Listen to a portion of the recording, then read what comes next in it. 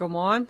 I'm Michelle McNabb, Librarian Manager at the Family History and Genealogy Center at the Danish Immigrant Museum in Elkhorn, Iowa.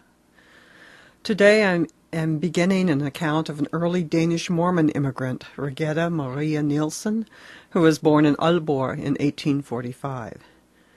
She begins with a bit of her family history and her family's conversion to the Mormon faith. My great-grandfather on my father's side was a Lutheran pastor. I think his name was Frederick Nielsen, as I have heard my father say that he was named for his grandfather. All I can remember of my great-grandmother was that she lived to the age of 102 years and died in 1894. My grandfather on my father's side was Nick Fredrickson. He was born in 1798 and died in Aalborg between 1848 and 1851. He was married to Elnora Emilia Regetta Buchholz. He was a laborer and very ambitious, and they had one boy and 6 girls, of which my father was the oldest. 2 of my aunts also immigrated to America. My father, Frederick Nielsen, was born in Aalborg in December 1823. My mother was Catherine Nielsen, born in Vejle in Jutland. She was one of 5 children of Niels Nielsen and his wife Maren.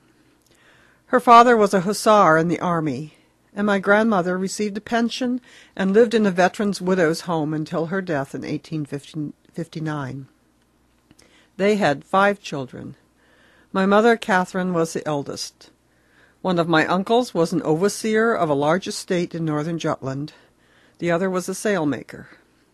My youngest aunt was a head servant over a lot of other servant girls in Copenhagen. She died there of cholera. My father and mother married in Aalborg in 1844. My father was a high-class shoemaker and inspector in the factory in which he worked. My mother was very handy with her fingers and could do most any kind of fancy braid work. They had 5 children, of which I was the eldest, born in 1845. My next eldest brother, Frederick Zerilius, became a farmer in Jutland. Then there was Catherine, who died at the age of 4, Joseph, who became a seaman, and Daniel, who started learning the blacksmith's trade at age 14. While an apprentice, he was kicked in the thigh by a horse which crushed his bones. He remained a cripple for the rest of his life and was unable to work at that trade, so he became a market gardener and made his living that way. He did marry, however, and had 8 children, 4 of whom died in childhood. 1 is a dressmaker, 1 a coachman for a duke in Germany, and 1 a painter. There was no religious freedom in Denmark at the time I was born. Everyone had to belong to the state or Lutheran church. My parents were Baptists. In order to have me christened in the church of their choice, they had to send a petition to the king or his cabinet asking for that privilege. The answer did come back that they could do as they chose, and shortly after this, religious freedom came to that country. My brother, Frederick Zerilius, went to the public schools until 14 years of age, when he chose to be confirmed in the Lutheran Church in 1850. In order to have that ceremony performed, he went to 3 pastors to read the Bible twice a week for 6 months and had to learn it by heart. Because of his choosing to become a member of that church, he was given a big party by the pastors, and a long piece was published in the newspapers. During his training, George Parker Dykes arrived in Aalborg as a Mormon missionary and commenced baptizing people. Within a month, he organized a branch of the Church of Jesus Christ of Latter-day Saints in Aalborg, which was the 2nd branch in Scandinavia.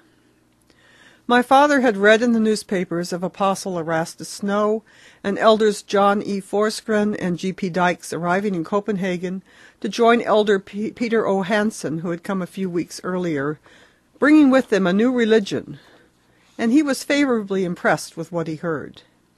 He wrote to them and asked them to come to Aalborg.